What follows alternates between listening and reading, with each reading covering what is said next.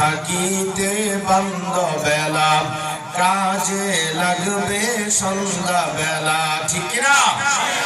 আরে সময় থাকতে সময়ের কদর করা দরকার, ঠিক না বেঠিক? আমরা যে যেই কাজ করি সময় থাকতে কদর করি না, সারাদিন হেলাই খেলায় সময় পার করে দেয়। বেলা যখন শেষ হয়ে যায় তখন বেশি কাজ করার জন্য তাড়াহুড়া করি, ঠিক না বেঠিক? আমরা হায়াতের জিন্দেগিতেও আমাদের একই অবস্থা।